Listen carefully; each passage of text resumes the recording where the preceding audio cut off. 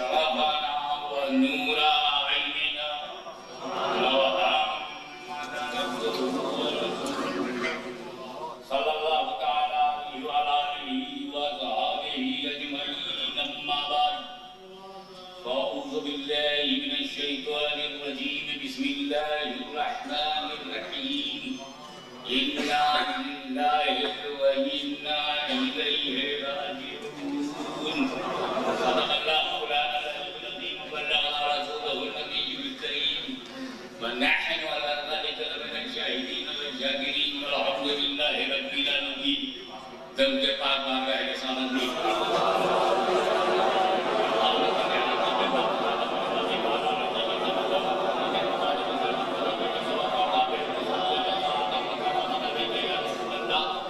رسول اور آگے رسول پر ایک مرتبہ اور درود پاک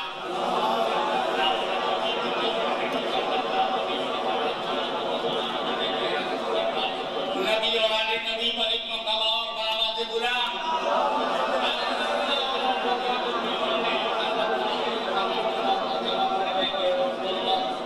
علماء ملت اسلامیہ سادات اکرام مشائخ اعظم مخدومین سنیوں کے سرپرست راہبر رہنما سوچا ایسی آیت پڑھوں کہ اگر کوئی نہ ملے تو نہ جانتا ہو سب جانتے ہیں انا للہ ہے و انا الیہ راجعون دادا کہتے تھا انا للہ ہے و انا الیہ راجعون اور سب بھی ماں پڑھا انا للہ ہے چیز بلائے تو انا للہ ہے وَإِنَّا إِلَيْهِ رَاجِعُونَ وہ وظیفہ بھی ہے کوئی چیز اگر غائب ہو جائے پریشان مت ہو دل لگا کے مولا سے لو لگا کے کنیکشن مدینے والے سے بنا کے بات میں مسلے پہ یا تو چیز مل جائے گی یا پتہ مل جائے گا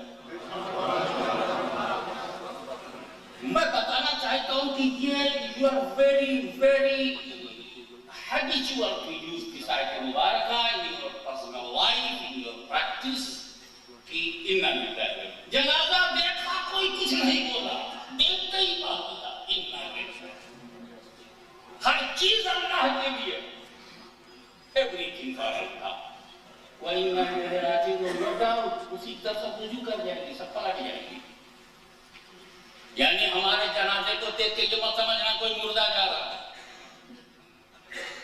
یہ جو جنازہ دیکھا تو اس کے بارے میں کیا پڑھا تم نے جنازے کو دیکھا انا للہ ہے وہ انا الیہ راجعون یہ بھی اللہ ہی کے لیے تھا اسی کر دیا تو جو جا رہا ہو مسافر ہے میں آپ کی توجہ 2 منٹ کے لیے چاہوں گا بنیادی بات آپ کرنا چاہتا ہوں کہ جنازے میں جو تھا اس سے پہلے کہاں تھا گھر میں تھا اس سے پہلے کہاں تھا ماں کے پیٹ میں تھا اس سے پہلے کہاں تھا روحوں کی دنیا میں تھا وہی ایک ہے جو ورلڈ آف دی سولز میں ہے وہ ٹرانسفر ہوا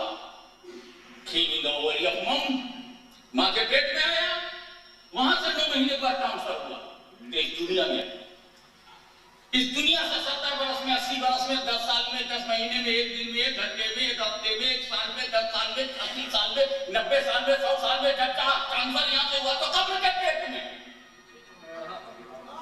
وہاں بیٹا ہوا اپنی سورہ اسرافیل پھونکا جائے گا وہ قبر سے اٹھے گا تو جائے گا محشر کے میدان میں جہاں سے چلا تھا وہیں پلٹا یہ مرا کب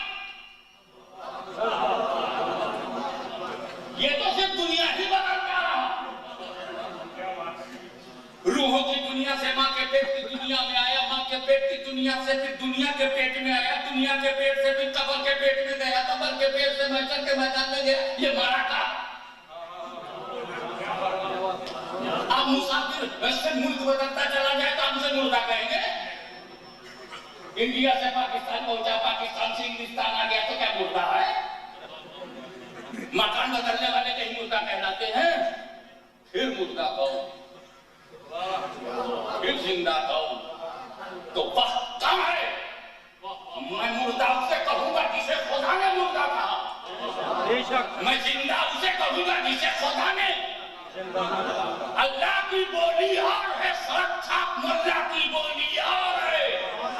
اے رب تو بتا تیری بارگاہ میں ملا کون ہے، زندہ کون ہے؟ تو آؤ میں عالم خیال میں بارگاہ رسالت میں تم کو لے چلوں تو تم دیکھو گے کہ رسول پاک دعوت دے رہے ہیں، اسلام پیش کر رہے ہیں۔ ابو جہل ابو لہب میں کمپنی جماعت بنا کے انکار کر رہی ہے،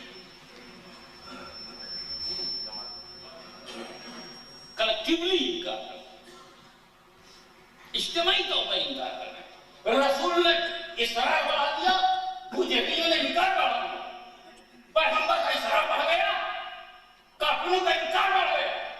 انکار اور اسرار کی اسی کشمکش میں جبریل امین وحی الہی نے کل حاصل ہوئے اور کہا انکا لا تسمع الموتى، اے محبوب یہ مردے تمہاری نہیں سنیں گے۔ اب یہاں پر ہمارے علماء کرام ہیں، یہ شعر اہل سنت باقی اثر اس باب مسمى یہ بیٹھے ہوئے انسیاز کروں تقل بچپن ہمیں کرنے کا حق ہے۔ یہ داڑھی سفید ہو گئی، یہ میں نہیں بولا ہوں، اس لئے میں بچپنے کی اظہار کر سکتا ہوں کہ حضرت یہاں لوگوں نے کہا کہ موتا میں تشبیہ دی ہے، یہ مردہ نہیں مردے جیسے ہیں۔ میں عرض کروں گا کہ یہاں لفظ موتا قرآن میں مطلق ہے اور مطلق اپنے اطلاق پر جاری ہوتا ہے، اور جب تک حقیقی معنی مراد لینا متعذر نہ ہو مجاز کی طرف عدول کی ضرورت نہیں۔ یہ واضح ثبوت ہیں، اسی لیے قرآن نے ان کو کل موتا نہیں کہا، مطلقاً موتا کہا۔ یہ قرآن ہے، قرآن کوئی اولڈ ٹیسٹامنٹ نہیں ہے، لیٹسٹ ٹیسٹامنٹ ہے، یہ کوئی پرانا مال نہیں ہے۔ رب کا آخری کمال ہے جو کتاب کی صورت میں آیا، اس کے کمال کو بے شمار ہے، مگر کتاب کی صورت میں جس آخری کمال کا رب جب کتاب کی صورت میں اپنے کمال کو آخری بناتا ہے تو اسے کتاب اللہ کہتے، کتاب اللہ، اور جب آخری نبی بنا دیتا ہے تو اسے محمد رسول اللہ کہتے ہیں۔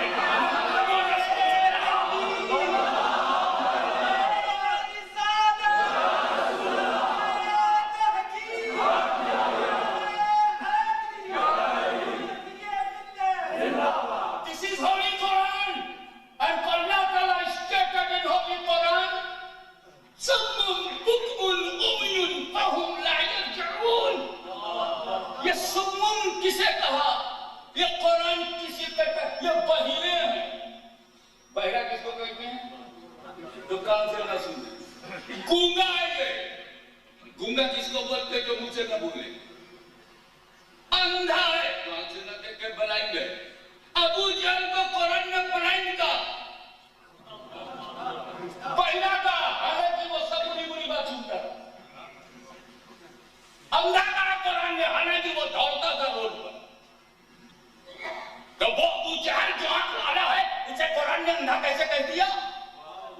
جو زبان والا ہے رسول کو عیسیٰ پہنچاتا ہے، کائنات بولتا ہے، وہ گونگا کیسے ہوا؟ جو کان سے رسول کی بات سنتا ہے مگر دل سے نہیں مانتا وہ پھر بہرا کیسے ہوا؟ تو قرآن پہلی بار ہیومن بینگ کو ایک آئیڈیالوجی قرآن دے رہا ہے۔ اے اللہ کے بندو، زبان رکھنے سے تم زبان والے نہیں ہو، آنکھ رکھنے سے تم آنکھ والے نہیں ہو، کام رکھنے سے کام والے نہیں ہو۔ جو لوگ کام رکھ کر حق بولی نہ سنیں وہ بہرے ہیں، جو زبان رکھ کر حق نہ بولیں وہ گونگے ہیں، اور جو آنکھ رکھ کے حق کو نہ دیکھیں وہ اندھے ہیں، اور جو دل رکھ کے میرے نبی کو نہ مانے وہ مردے ہیں۔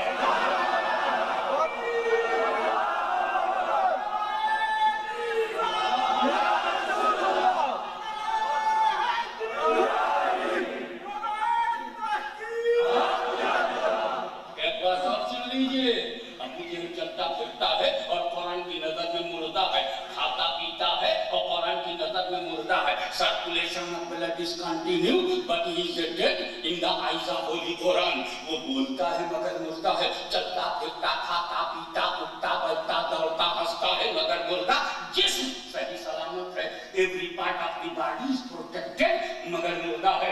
जिस्म सही है मगर मुर्दा है। सांसें चल रही हैं मगर मुर्दा है। सर्कुलेशन हो रहा है मगर मुर्दा है। रेस्पिरेशन कंटिन्यू है मगर मुर्दा है। यही कुरान जो चलते फिरते बुजहलियों बुलहलियों काफिरों को मुर्दा कह रहा है, यही कुरान उस मर्द मोमिन के बारे में जो है खुदा में गर्दन कटा दे, सर कहीं हो, तन कहीं हो, सीना कहीं हो, कलेजा कहीं हो, हाथ के टुकड़े टुकड़े हो, जिसकी बोटी बोटी कर दी गई हो, इससे पहले कि कोई डॉक्टर डिक्लेयर करे कि मुर्दा है, कुरान ने आवाज दी, ला तक़ूलू लिमन युक़्तलू फ़ी सबीलिल्लाह अमवात बल अहया। जो गर्दन कटा दे मुर्दा ना कहो बल्कि जिंदा। गर्दन कट गई मगर जिंदा। खून बह गया मगर जिंदा। कलेजा कटा है मगर जिंदा। सीना फटा है मगर जिंदा। शहरत कट गई मगर जिंदा। सांसें बंद हैं मगर जिंदा। सर्कुलेशन ऑफ ब्लड स्टॉप है मगर जिंदा। रेस्पिरेशन कंटिन्यू नहीं है मगर जिंदा। जिस्म सही सलामत नहीं है मगर जिंदा। अबू जहल चल रहा है मगर मुर्दा। खा पी रहा है मगर मुर्दा। वो बचकर मुर्दा हो गया और अमीर हमजा कट कर जिंदा हो गया।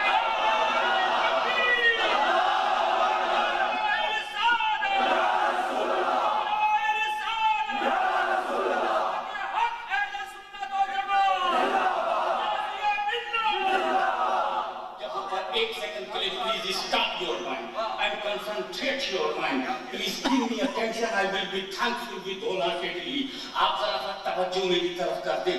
वो ये कि अबू जहल की रूह जब तक नहीं निकाली गई थी तब भी मुर्दा, और रूह निकल गई तो डेफिनेटली मुर्दा। मगर रूह को जब एंजिल आया ही नहीं, रूह को निकाला नहीं, तब भी कुरान ने उसको मुर्दा कहा, इसलिए वो मक्के में चल फिर रहा था और मौता की डिग्री उसे मिल गई। तो इसका मतलब है कि मुर्दा बनाना फरिश्ते का काम नहीं है। इसलिए कि अगर कब्जे रूह से ही कोई मुर्दा बने तो कब्जे रूह से पहले अबू जहल मुर्दा कैसे? और कब्जे रूह से मुर्दा होना डेफिनिट हो तो अमीर हमजा की तो रूह कब्ज हुई, मुर्दा क्यों नहीं? फारूक आज़म की रूह कब्ज हुई, वो मुर्दा नहीं। उस्मान गनी की रूह कब्ज हुई, वो मुर्दा नहीं। अली मुर्तज़ा की रूह कब्ज हुई, वो मुर्दा नहीं। हसन मुस्तफा मुर्दा नहीं। शहीद करबला मुर्दा नहीं। अब्बास नंबरदार मुर्दा नहीं। कासिम बिन हसन मुर्दा नहीं। अब्बास नंबरदार मुर्दा नहीं। शोहदाए किराम मुर्दा नहीं। अरे चाहे इंग्लिस्तान का शहीद हो या हिंदुस्तान का शहीद हो या कब्रिस्तान का शहीद हो, शहीद किसी जमीन पर हो वो शहीद होता है, मुर्दा नहीं। रूह कब्ज हो गई मगर मुर्दा नहीं, तो रूह लेकर के चले गए। इमाम हुसैन की रूह लेकर के, शोहदाए बद्र की रूह, शोहदाए उहद की रूह को लेकर के मलकल मौत चले गए मगर वो जिंदा है। और अबू जहल और अबू लहब की जब तक रूह निकाली नहीं थी तब भी वो मुर्दा था। तो पता चला मौत और जिंदगी का ताल्लुक मलकल मौत के आने जाने पर नहीं है। वो रूह ले जाए तब भी जिंदा, जैसे भी हमजा जिंदा, जैसे फारूक आज़म जिंदा, जैसे उस्मान गनी जिंदा, जैसे अली मुर्तज़ा मुश्किल कुशा जिंदा। इनकी रूह कब्ज हुई है मगर जिंदा। और जब अबू जहल की रूह कब्ज नहीं हुई थी कुरान ने मुर्दा कहा था। जब अबू लहब की रूह कब्ज नहीं हुई थी तो मुर्दा कहा था। यानी जिंदगी मौत का ताल्लुक मलकल मौत के जो एंजिल ऑफ डेथ के आने जाने पर डिपेंड नहीं है। फिर किस पर है? तफसील में जाने का मौका तो है नहीं, कॉन्फ्रेंस है, उससे बड़े बड़े उलमा मेरे बाद आएंगे। बिल्कुल सही है, तो उन बड़ों की बड़ी बड़ी बातें भी सुनना है।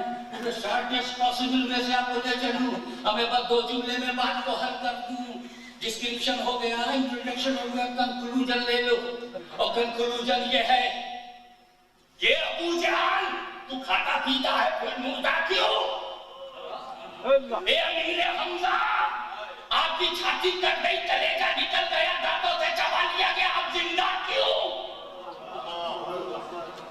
अबू जहल तेरी सांसें चल गई तो मुर्दा, अमीर हमजा की सांसें रुक गई अब जिंदा, तू मुर्दा क्यों? अब जिंदा क्यों? तो जवाब ये मिलेगा, सन अबू जहल को کی غداری نے جینے نہیں دیا، امیر حمزہ کو رسول کی وفاداری نے مرنے نہیں دیا۔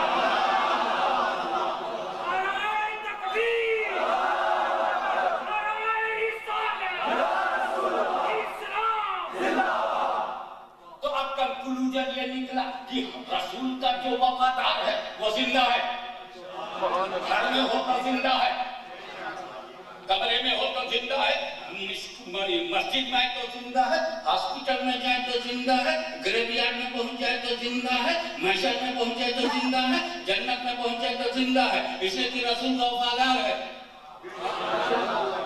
اور رسول کا جو غدار ہے وہ مردہ ہے، چاہے انڈیا کا پرائم منسٹر بن جائے، اگر رسول کا غدار ہے تو وہ بھی مردہ ہے، چاہے دارالعلوم کا شیخ الحدیث ہو جائے، اگر رسول کا غدار ہے تو وہ مردہ ہے، چاہے اس کا دارالعلوم کھلا ہو چاہے بند ہو، بہرحال چاہے جیسا ہو، چاہے کھلا ہو اور چاہے بند ہو۔ اب بند میں تو ریسرچ کرنی پڑے گی کہ کیا بند ہے، فرشتہ بند ہے کہ جن بند ہے یا کوئی خطرناک بند ہے۔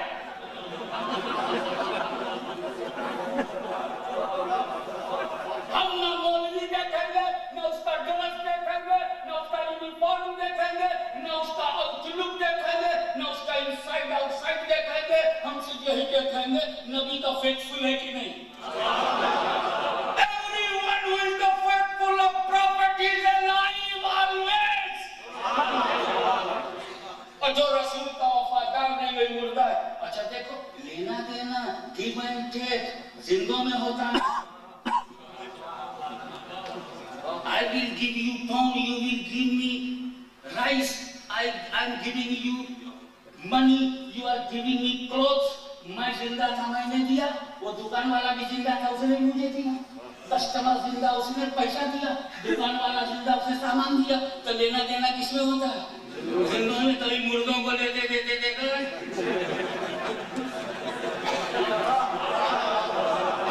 مردہ کا لیتا ہے نہ دیتا ہے، یہ تو زندہ ہی کرتے ہیں۔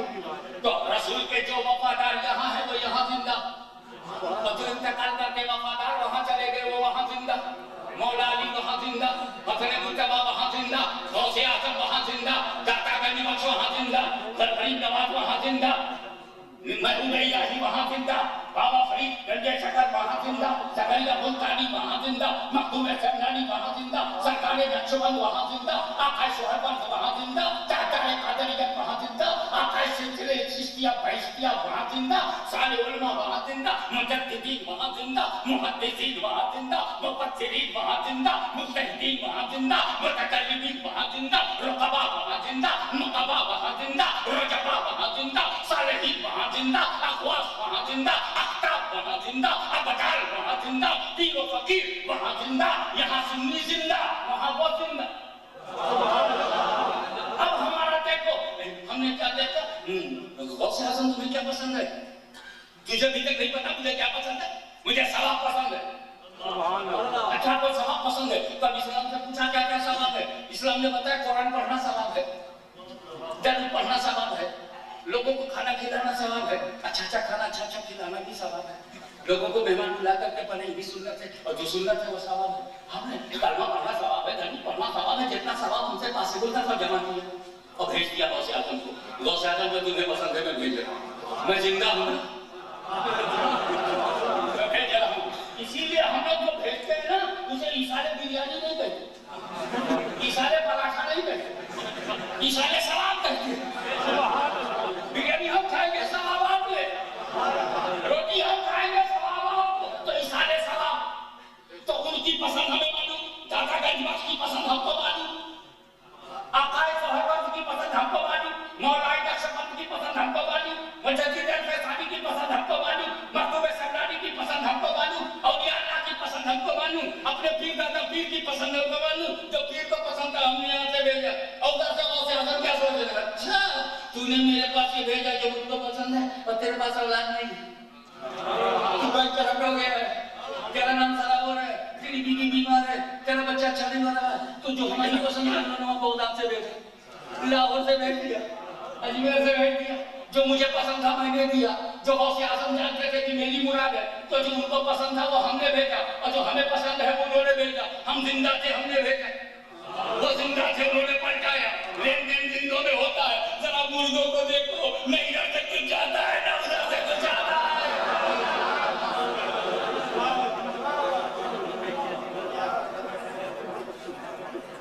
اور جب یہ کہتے ہم نہیں بھیجیں گے, ہم سمجھ گئے مت بھیج, ہم پہچان گئے تو زندوں میں نہیں ہے. ہر چیز کرنا کے لیے ہے, everything for Allah. پھر تمہاری حیثیت کیا ہوئی؟ خود تم اللہ کے لیے ہو. پھر کیسے بولتی ہے یہ گھر میرا ہے؟ جن لوگوں نے میرا کہا ہے وہی رو رہے ہیں. یہ گھر میرا ہے, یہ بیٹا میرا ہے, یہ بیٹی میری ہے, یہ بچہ میرا ہے, یہ اکاؤنٹ میرا ہے, یہ سینٹر میرا ہے, یہ مدرسہ میرا ہے, یہ مسجد میری ہے. وہی لوگ رو رہے ہیں جو میرا میری میں ہے. لیکن دیکھو, قربان جاؤ لاہور شریف والے پر, قربان جاؤ اجمیر شریف والے پر, قربان جاؤ بغداد شریف والے پر. وہ تو یہ کہنے لگے یہ گھر تیرا ہے, یہ گھر تیرا ہے, عبد القادر کی ساری دولت تیری ہے, علم تیرا ہے, فضل تیرا ہے. اسی لیے جب شیطان نے بہکانا چاہا, لاسٹ میں کہا عبد القادر تیرے علم نے تجھے بچا لیا, تو کہا وہ میرا کب ہے؟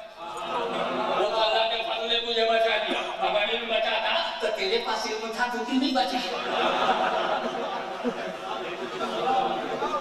تو غوث اعظم بولتے چلے گئے زمین تیری ہے, آسمان تیرا ہے, ہوا تیری ہے, فضا تیری ہے, سماوات تیرے ہیں, ارض تیرا ہے, اسکائی تیرا ہے, اسٹارز تیرے ہیں, مون تیرا ہے, سن تیرا ہے, کلاؤڈز تیرے ہیں, دھرتی تیری ہے, گگن تیرا ہے, آکاش تیرا ہے, پہاڑ تیرے ہیں, دریا تیرے ہیں, یہ عراق تیرا ہے, بغداد تیرا ہے, جیلان تیرا ہے, میرا پریوار تیرا ہے, میرے باپ دادا تیرے ہیں, میری اولاد تیری ہے, میں بھی تیرا ہوں, میرا دل بھی تیرا ہے, میری آنکھیں بھی تیری ہیں, میری زبان بھی تیری ہے. ایسا نفی کر گئے کہ اپنی زبان کو بھی بولا مولا یہ تیری ہے, آنکھیں تیری ہے, اور جب میری زبان ان کی زبان ہو جائے تو اس زبان پر پھر بولے گا کون؟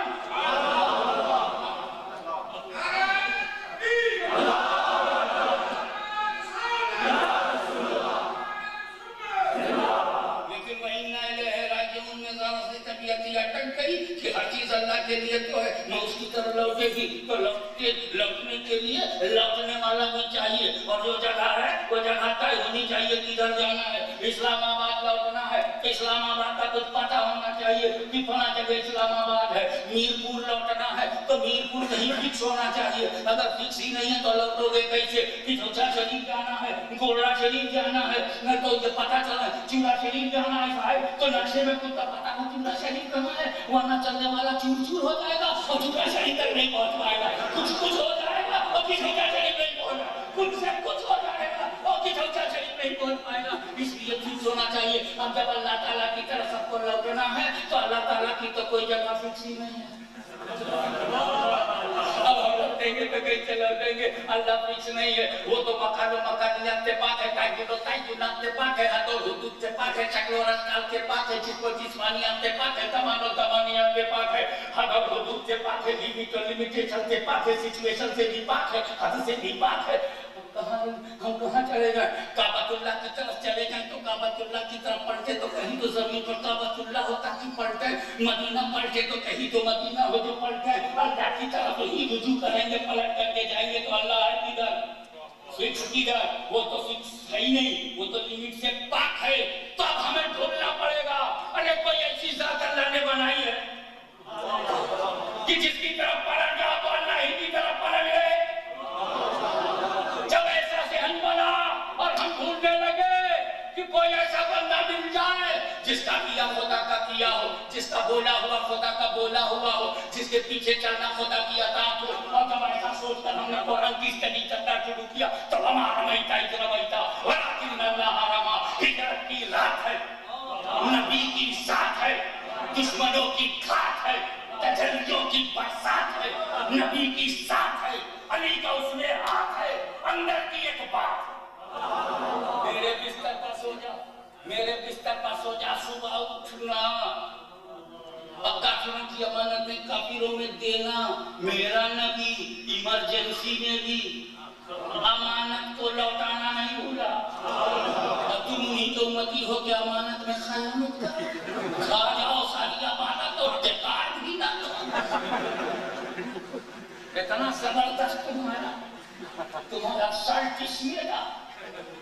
حضرت نے اپنے ہاتھوں بڑھا تو دیکھو ایسے نازک وقت میں بھی دشمنوں کی امانت، بے ایمانوں کی امانت، ظالموں اور حربیوں کی امانت کو لوٹانے کے لیے چھوٹے آدمی کو نہیں چھوڑا۔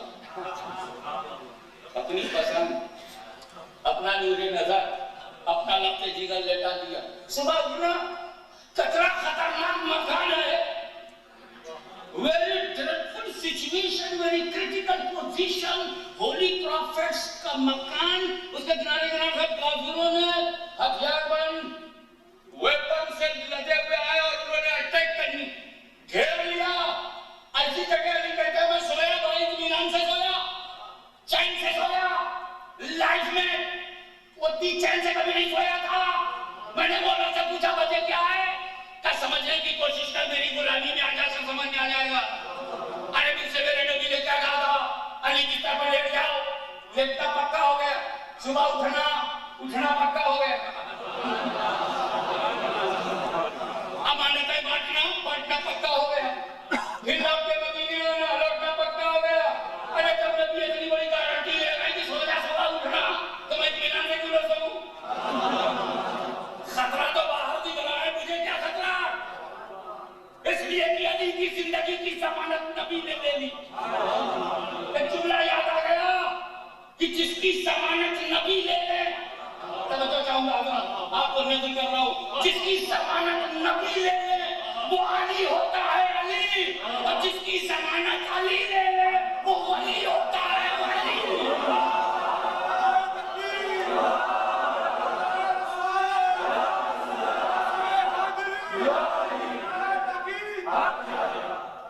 لیکن اسی ہجرت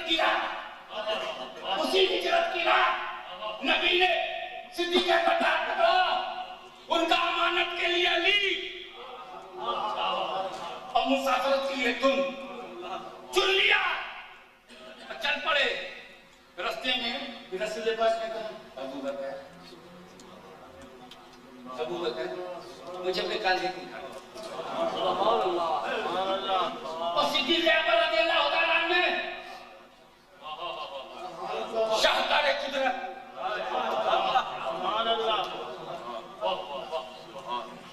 پروردگار کی تخلیق لے آؤں گا، کاندھے کو اٹھایا، صدیق اکبر نے کاندھے کو اٹھایا، چل پڑے۔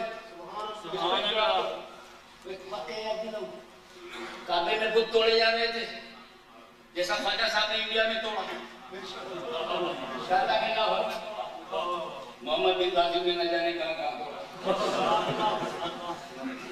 تو سرکار توڑے بڑے کعبے کے بت اٹھ کے باہر آ رہے ہیں۔ اچھا سرکار باہر کا بت نہیں توڑ رہے، اندر کا بت۔ صوفیوں نے یہی سمجھ لیا باہر توڑنے سے کوئی فائدہ نہیں، اندر کا بت توڑو۔ جو تو نے اندر میں بت بنا رکھے میں وہ بڑا اللہ وہ بڑا بولی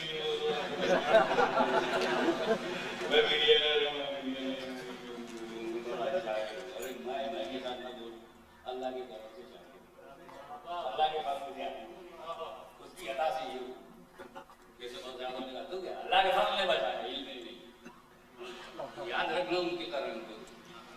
یہ بت کو رسول پاک صلی اللہ تعالیٰ علیہ وسلم نے سارے بتوں کو توڑ کر کے جب باہر کیا،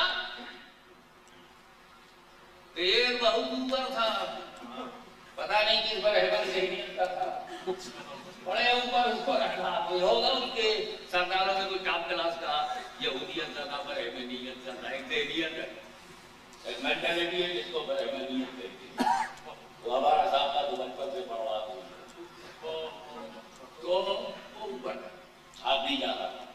حضرت علی نے عرض کی یا رسول اللہ آپ میرے کاندھے پر پیدا کیے، یا رسول اللہ آپ میرے کاندھے، میں آپ کو اٹھاؤں آپ باہر پہنچ جائے گا چھوڑ دیجیے۔ رسول اللہ نے علی نہیں میرا باہر نہیں اٹھاؤ گے، میں تمہیں اٹھاؤں۔ اب حکم حاکم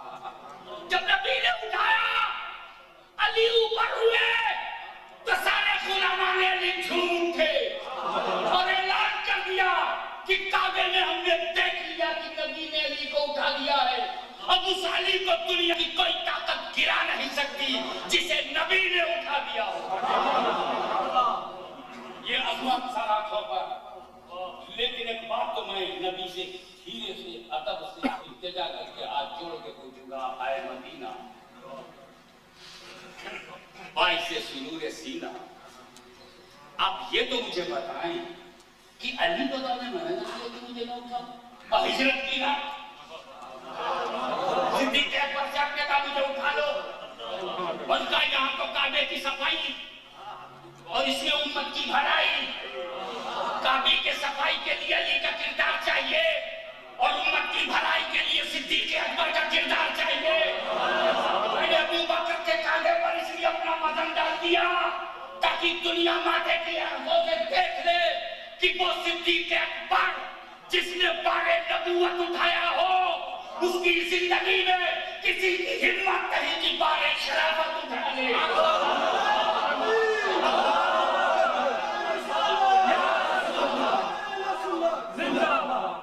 ہم وہ نہیں جو صدیق اکبر کے لیے علی کو چھوڑ دے, ہم وہ بھی نہیں جو علی کے لیے صدیق اکبر کو چھوڑ دے. نبی نے دونوں کو اپنایا, ہم نے دونوں کو اپنا آقا مانا. ہم صدیق کو بنانے والے نہیں ہیں, ہم ماننے والے ہیں. بنانے والا مدینے والا ہے. یہ بتاؤ, کہتے ہیں جہاں کی مٹی ہے وہیں ڈال گے. مر انڈیا کا مر گیا پانی کے جہاز میں, پھینک دیا گیا سمندر میں, کہیں کی مٹی نہیں تھی, کہیں مٹی نہیں ملی. پتہ نہیں مچھلیوں نے کیا سلوک کیا. ایسا کہنے لگے ہمارے انگلینڈ میں اور دفن میں میرپور میں مٹی وہیں کی تھی وہیں پہ. ابے جہاں خمیر تمہارے خمیر میں جہاں کی مٹی ہوتی ہے پہنچی وہیں پہ صاحب جہاں کا خمیر تھا. اب عقیدے کی بات سنو, سبحان اللہ. گنبد خضرا کے نیچے جو مٹی ہے وہ جنت سے افضل. گنبد خضرا کے نیچے جو مٹی ہے وہ جنت سے افضل, اور گنبد خضرا کے نیچے وہ مٹی جو رسول کے جسم سے ٹچ ہے وہ عرش الہی سے بھی افضل. اب بتاؤ صدیق اکبر کہاں دفن, فاروق اعظم کہاں دفن ہے, گنبد خضرا کے نیچے ہے کہ نہیں؟ اب اس سے بڑی دلیل کیا چاہیے کہ جو رسول اللہ کا گنبد ہے وہی صدیق و عمر کا بھی گنبد ہے.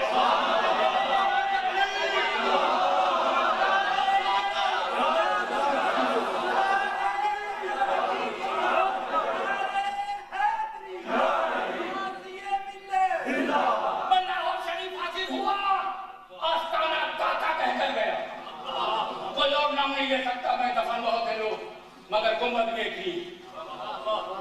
میں اجمیر گیا, اسے آستانہ غریب نواز کہا, دربار ہے غریب نواز کا, لیکن گنبد خضرا جس پر سنیوں کا بچہ بچہ قربان, وہ گنبد خضرا دربار رسول بھی ہے, دربار صدیق بھی ہے, دربار فاروق بھی ہے.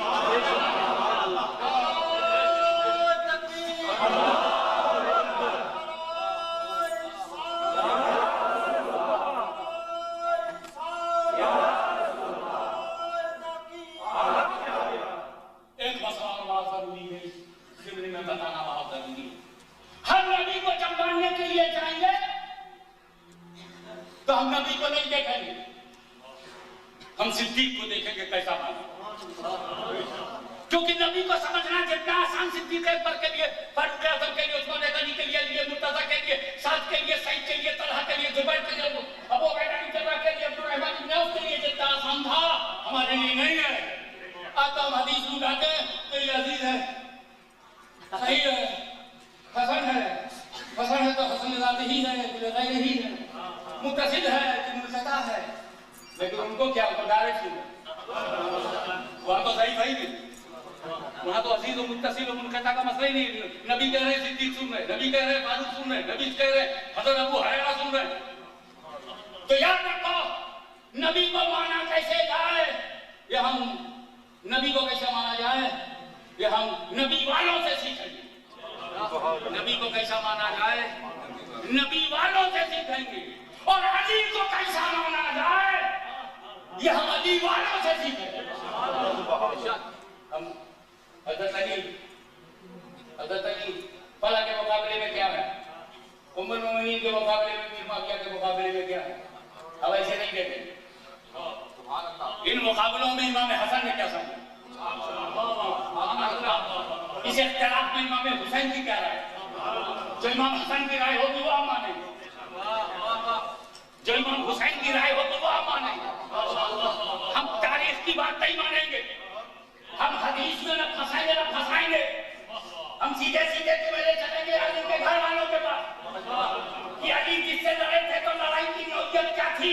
امام حسن آپ بتائیے. حضرت علی کی لڑائی ام المومنین عائشہ صدیقہ طیبہ طاہرہ سے ہوئی. اس میں سیدہ عائشہ کیا ہے؟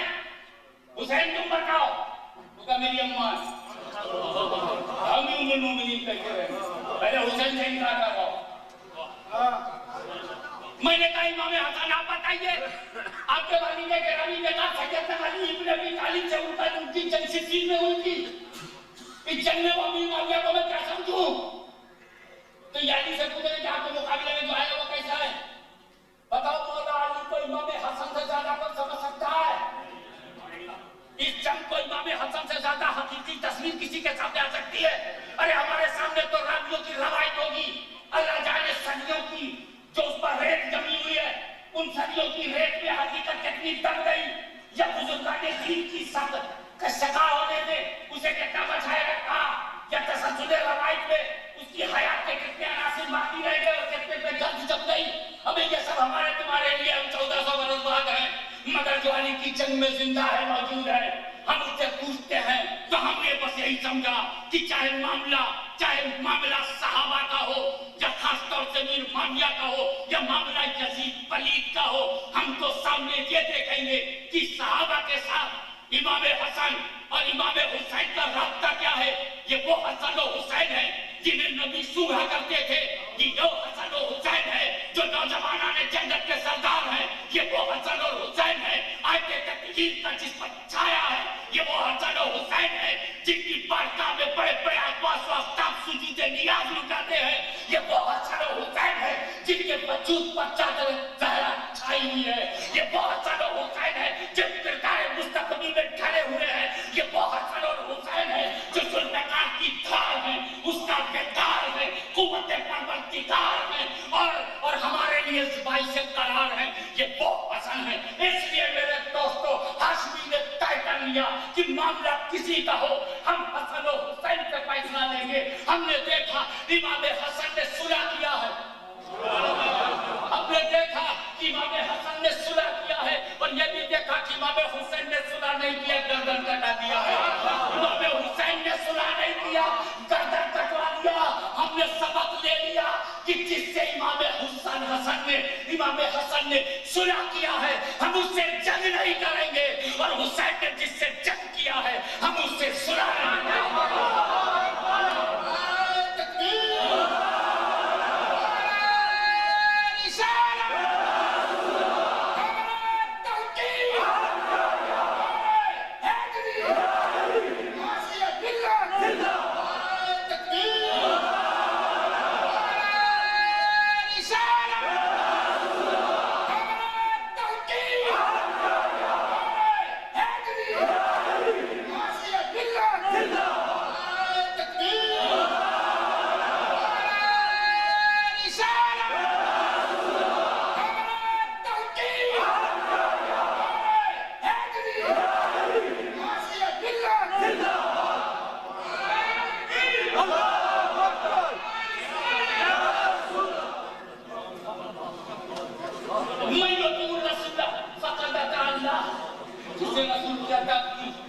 سیدھی بات ہے.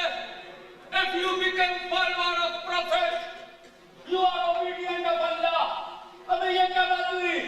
میں بات مانوں اماں کی تو کہو کہ اماں کی بات مانتا ہے. یہ ابا کی کیسے ہو گئی؟ میں بات مانوں بھیا کی تو بھیا کا ماننے والا ہوا. یہ بات پڑوسی کا ماننے والا کیسے ہوا؟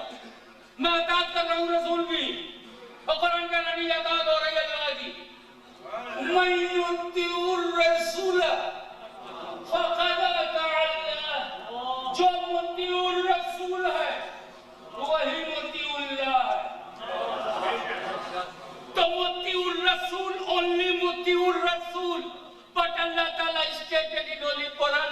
موتی الرسول از موتی اللہ. ہم چاہ رہے ہیں رسول اللہ کی طرف، اللہ کہہ رہے ہو میری طرف. سمجھ گئے نا، سب اللہ کی طرف لوٹیں گے. اب میدان محشر ہوگا، ہر طرف حساب و کتاب کا بازار گرم ہوگا. آدم سے لے کر عیسیٰ تک نفسی نفسی کی آواز ہوگی. گنہگار اپنے گناہوں کے بوجھ سے our shoulder is very very heavy by the weight of sins and evils. Sometime I touched white turning to pub with friends, bad elements, anti-social elements, un-Islamic elements destroyed our life. our rota کیسے جائے؟ ادھر مجھے گھر ہو رہے جس property میں تو میں نے نفسی نفسی ادھر مجھے لگے گی myself go to a girl. ہمیں کوئی بھیک مانگے 10 دروازے میں نہ بول دو نا سننا ہو جائے گا. مگر گنہگاروں کو دیکھو 1,24,000 no لکسی لکسی 1,24,000 انکار کے بعد سارے گنہگار سب پٹک کر ڈسٹروائے ہونے والے تھے. کلیجہ پھٹنے والا تھا. میرے گھر سے جوان لڑکی بھاگی تھی، میں اس کی تعلیم صحیح نہیں دے پایا تھا. میرے گھر حالت سے گوئی گھس آئی، میں اپنے بیٹے کو نہیں سوال کرایا تھا. سارے گناہ صرف کچھ پیسوں کے لیے ہم نے بدعقیدہ کے پیچھے نماز پڑھنی تھی. کچھ شہرت و فیم کے لیے، چیپ فیم کے لیے ہم غلط آرگنائزیشن میں چلے گئے تھے. اب یہ سارا پاپ گناہ، بوجھ، لوڈ، وزن، ہیوی. اب کیا کریں؟ سر بٹک کر مار رہا تھا کہ نفسی.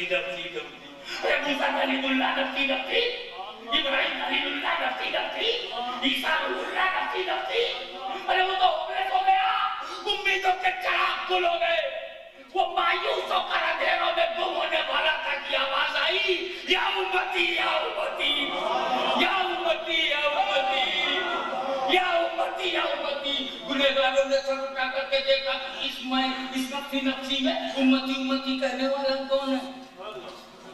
دیکھا تو وہی کبھی والا، وہی رحمتی والا، وہی فخر آدم و آدمیہ، وہی تناسخ آدم و آدمیہ، وہی سر الاسرار، وہی ابر الابرار، وہی القادیہ. وہی نظر آیا، وہی اول نبی، وہی آخر نبی، وہی نظر آیا. سب کا دو گئے. رسول پاک گنہگاروں کو سیپریٹ کر رہے ہیں اور پرہیزگاروں کو سیپریٹ کر رہے ہیں. صدیقین تم کر جاؤ، شہداء کر جاؤ، صالحین، غوث رتوب ابدال داتا بابا تم زندہ ہو ادھر جاؤ، تم حضور ہو ادھر جاؤ. گنہگاروں ادھر آؤ. ابو ذر پرہیزگاروں میں دے جاؤ. باقی میں آ رہی ہے کہہ ڈالنا چاہتا ہوں. ہمیں جب سارے پرہیزگار پائس پیپل ہولی پیپل جب کنارے کر دیے جائیں گے اور رسول اپنا کنسنٹریشن گنہگاروں پہ ڈال دیں گے تو کیا کسی پرہیزگار کے دل میں خیال نہیں آئے گا کاش ہمارے بعد بھی 2-4 گناہ ہوتے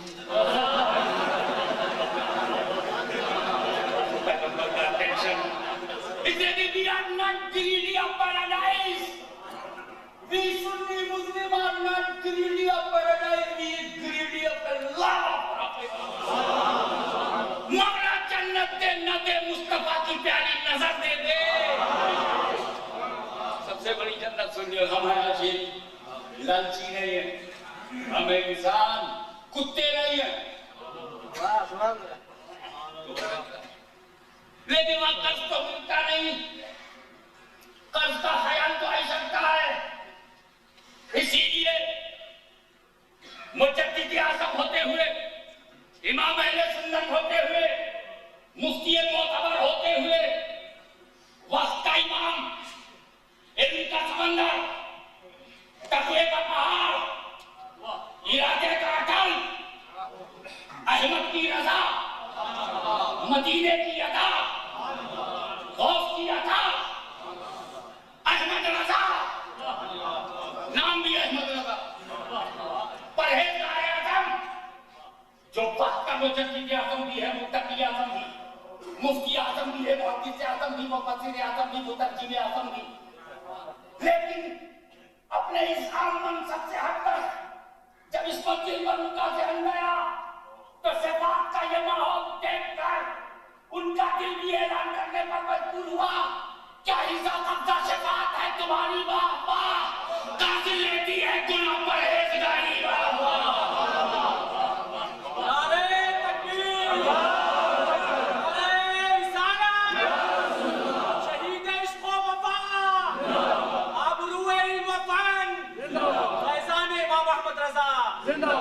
موت سے ڈرے وہ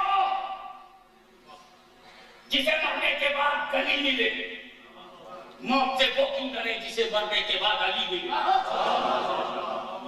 موت سے وہ ڈرے، ہم موت سے کیوں ڈرے، ہمیں ڈریں گے، ہمیں تو یہ نبی تک لے جاتی ہے، اور تسلی دیکھو قبر میں دکھاتی ہے، محشر میں نہیں جاتی، قبر میں صرف دیکھو بولو مت اللہ، اور محشر میں صرف دیکھو بولو، صرف دیکھو مت، قبر میں صرف دیکھو، محشر میں بولتے نہیں یا رسول اللہ بچا یا رسول اللہ بچا، دیکھنے کی جگہ قبر ہے، بولنے کی جگہ محشر ہے، تو سنیوں ہم موت سے کیوں ڈریں گے، موت تو ہمیں رسول کا دیدار کراتی ہے، رسول کا درشن کراتی ہے، رسول کے قریب پہنچاتی ہے، محبوب کو محبوب تک لے جاتی ہے، اس پار والے کو اس پار پہنچا دیتی ہے، موت تو ایک پل ہے جو گھر کو ادھر کر دیتی ہے، محبوب کو محبوب سے، عاشق کو عاشق سے ملاتی ہے، طالب کو مطلوب سے ملاتی ہے، ارے محشر میں رسول کے قریب لے جاتی ہے۔ اب تو یہ لوٹنا جب کوئی جنازے پہ ہوتا ہے تو پھر مسکرا پڑتے ہیں، انا للہ و انا الیہ راجعون، جا رہا ہے آقا کو دیکھ لے، جا رہا ہے مدینے والے کو دیکھ لے، جا رہا ہے، لوگ سمجھتے ہیں کہ یاد میں جا رہا ہے، میں سمجھتا ہوں تقدیر کی انتہا پہ جا رہا ہے، اپنے مقدر کی چرم سیما پہ جا رہا ہے، کلائمیکس تک ہے، یہ اس کے اللہ کا کلائمیکس ہے کہ اپنے پراپٹ کو دیکھ رہا، پہلے تو سینہ کا معاملہ تھا، اب مدینہ ہی دکھائی دے رہا ہے، مدینے والا نظر آ رہا ہے۔ تو میرے دوستو جب ہم کو یہ آیت ملی کہ اللہ ہی کی طرف سب کو لوٹنا ہے، ہمیں اطمینان ہو گیا کہ نبی کی طرف لوٹنا ہے، رسول کی طرف لوٹنا ہے، رب کی طرف لوٹنا ہے، محبوب رب کی طرف لوٹنا ہے، تو اب ہم لوگ تیاری میں لگ گئے، نماز پہ نماز پڑھ رہے، روزے پہ روزہ رکھ رہے، حج پہ حج کر رہے، زکات پہ زکات دے رہے، عمل پہ عمل کر رہے، روزے کی تیاری کرو، ہم کو فوراً جانا ہے، ہم کو فوراً جانا ہے۔ جب حج کا پروگرام بنتا ہے تو حج کی تیاری کرتے ہو، جب عمرے کا پروگرام بنتا ہے تو عمرے کی تیاری کرتے ہو، جب میرپور کا پروگرام بناتے ہیں تو میرپور کی تیاری کرتے ہیں، اسلام آباد کا پروگرام بناتے ہیں تو اسلام آباد کی تیاری کرتے ہو، اور جب رسول کو دیکھنے کا پروگرام بناتے ہیں تو آج بھی تو تیاری کرو، نماز لے کے جاؤ، روزہ لے کے جاؤ، جماعت کا اتحاد لے کر کے جاؤ، رسول کا پیغام لے کر کے جاؤ، خاندانوں سے نسبتیں لے کر کے جاؤ، ولیوں کی برکتیں لے کر کے جاؤ، اولیاء اللہ کی رحمتیں لے کر کے جاؤ، ان کی کرامتیں لے کر کے جاؤ، معجزات کے سائے میں چلو، نبی کے معجزات کے سائے میں چلو، اور تمہیں ادھر لوٹنا ہے، تمہیں ادھر لوٹنا ہے، نبی کو دیکھنا ہے۔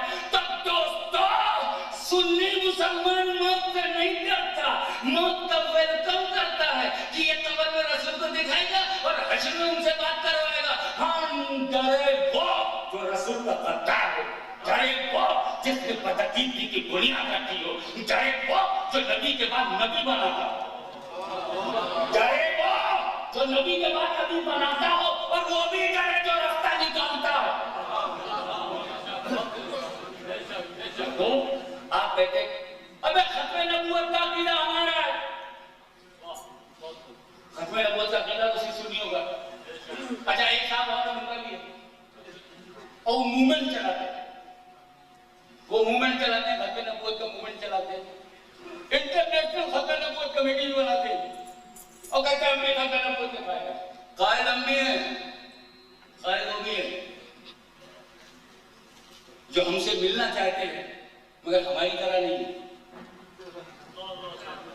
جو ہمیں کھسنا چاہتے ہیں مگر ہماری طرح نہیں، وہ بھی ختم نبوت کا جلسہ کرتے ہیں، مگر دونوں کے لیڈر میں فرق ہے۔ صاف لفظوں میں اعلان کرتا ہوں کہ بریلی شریف میں بھی ختم نبوت کے عقیدے کا اقرار ہے اور دیوبند میں بھی ختم نبوت کے عقیدے کا اقرار ہے۔ فرق یہ ہے کہ سنیوں کا عقیدہ قرآن سے ثابت ہے، اور انہوں نے اپنا عقیدہ حدیث سے ثابت مانا. حدیث میں رسول کو آخری نبی کہا ہے اس لیے رسول آخری ہے. اور جو قرآن نے کہا ہے وَلَكِنْ رَسُولَ اللَّهِ وَخَاتَمَ النَّبِيِّينَ، یہ جو قرآن نے کہا اس سے ان کا عقیدہ ختم نبوت نہیں ہے. اس آیت سے وہ آخری نبی نہیں مانتے. تو ہمارا چارج یہ نہیں ہے کہ تم منکر ختم نبوت ہو. ہمارا چارج یہ ہے کہ تم منکر آیت قرآنی ہو، تم منکر اجماع صحابہ ہو، تم منکر تفسیرات قرآن ہو، کھلے بے ایمان ہو. اس لیے ہم صاف لفظوں میں کہتے ہیں نبی کو آخری نبی ماننا ایمان نہیں. نبی کو آخری نبی ماننا ایمان نہیں. بتاؤ کس بنیاد پہ مانتے ہو؟ پنڈت جی نے کہا آخری نبی، تو پنڈت جی کے کہنے پر آخری نبی ماننا ایمان ہے؟ گاندھی جی کے کہنے پہ ماننا ایمان ہے؟ کس وجہ سے مانتے ہو؟ حدیث سے مانتے ہو. تو تیرا عقیدہ کمزور ہوا کہ نہیں؟ ہم قرآن سے مانتے ہیں. ہم تجھ سے مضبوط ہوئے کہ نہیں؟ ارے ہم اس جماعت میں کیوں جائیں جو قرآن کے مطابق جس کا عقیدہ نہ ہو؟